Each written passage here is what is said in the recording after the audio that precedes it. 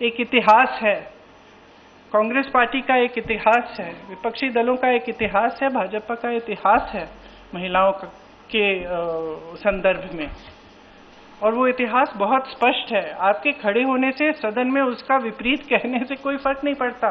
महिलाएं देख रही हैं, उन्नाव को देखा, हाथरस को देखा, ओलंपिक की खिलाड़ियों को देखा, यहीं दिल्ली में सड़क पर बैठी थी, किसने पूछा उनको? मणिपुर में महिलाओं को देखा, किसने पूछा? और आज आप संसद में खड़े होकर कह रहे हैं हम मसीहा बनना चाहते हैं महिलाओं के। तो ये बहुत स्पष्ट है कि ये महिला आरक्षण बिल की बात नहीं थी, ये परसीमन की बात थी, और परसीमन इनको इस आधार पर करना था जिसमें इन्हें जाति के आंकड़े नहीं देखने की जरूरत होती और अपनी मनमानी करने की पूरी स्वतंत्रता मिलती। तो ये बिल्कुल मुमकिन ही नहीं था कि विपक्ष उनका साथ दे, और मैं बहुत खुश हूं कि आप सबने, देश ने देखा कि जब विपक्ष एकजुट हो जाता है तो किस तरह से इनको हराया जाता है। किसी ने मुझे पूछा आते हुए कि ब्लैक डे है, आप ये सरकार कह रहे हैं कि ब्लैक डे है। ब्लैक डे इनके लिए इसलिए है क्योंकि पहली बार इनको धक्का लगा जो लगना चाहिए था। आज की महिलाओं की समस्याएं बहुत ज़्यादा बढ़ रही हैं, संघर्ष बढ़ रहा है, बेवकूफ़ नहीं है महिलाएं, सब कुछ देख रही हैं। वो पीआर, मीडियाबाजी वो अब नहीं चलेगी।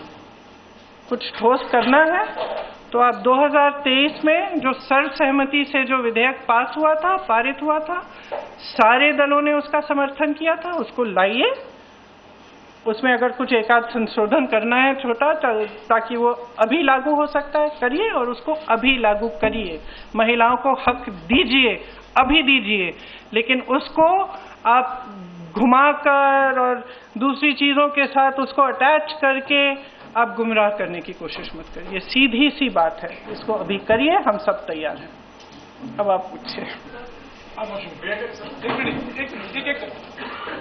मेरा सवाल आपसे ये है,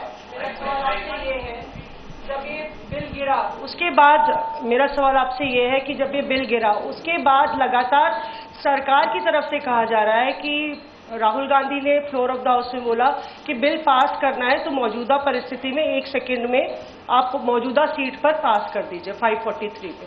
तो क्या विपक्ष उसके लिए तैयार होगा? अभी तो मैंने आपने बोला जो 2023 वाला बिल है, पर अगर मौजूदा सीट 543 है, वही तो है।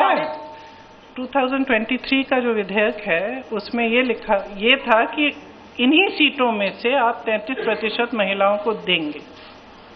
मैम उसमें लिखा था कि सेंसस के बाद डिलिमिटेशन होगा और उसके बाद तय की जाएगी, जो भी सीट होंगी उस पे 1/3 मिलेगा। हाँ, तो यानी कि सीटें बढ़ती, पर नहीं, 543 में से ही था। तो उसके लिए आप लोग तैयार हैं? हाँ, बिल्कुल तैयार है।